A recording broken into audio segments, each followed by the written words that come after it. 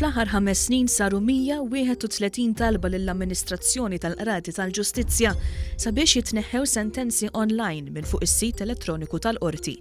Fil-fatt 86 talba ġew milquha, 41 miċħuda, waħda kienet invalida fil-waqt li fadal 3 talbiet pendenti. Żvela dan id-Direttur Ġenerali tal-Qorti Frank Merċieqa li qal li din is-sena waslhom l-akbar ammont ta' 109 talbiet. Dawn it-talbiet saru minn persuni li nstabu ħatja mill-qorti u talbu li titneħħa s-sentenza li ngħatatilhom għal diversi raġunijiet. Is-Sur Merċieqa spjega li s-sentenza titneħħa skont mekkaniżmu tal-qorti u jekk it-talba ma tintlaqax, il-persuna tista' tmur quddiem il-Kummissarju għall Protezzjoni tad-Dejta.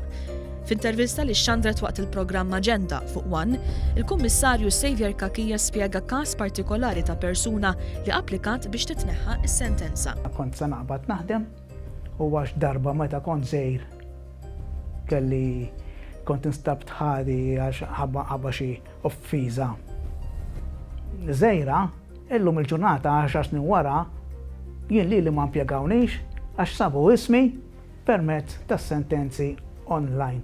Is-Sur Frank Merċieqa spjega li meta daħlet is-sistema online ma kienx hemm lat dwar il-protezzjoni tad-dejta. Wieħed jiġi kull darba li llum hekk tinqata' sentenza u dan ma kellux ċans jitla l-qorti jew jara jew jrid kopja tagħha. Is-servizz li konna nagħtu li dak li jkun jaqbad jiddownloadja u jinżel, jekk tittieħed deċiżjoni li dawn ma jibqgħux jiġu downloadi, dak jispiċċa. Il-Kummissarju tad-Dejta qal li jaqbel li ċertu sentenzi jiġu pubblikati għaliex huwa fl-interess pubbliku li persuna tkun taf x'iddeċidiet il-qorti. Iżda jgħid li wieħed għandu jkun skiet fl-informazzjoni li tiġi pubblikata. Illum il-ġurnata fuq l-internet jaqpa' dak it-traċċi tal-ismijiet u tad-dettalji.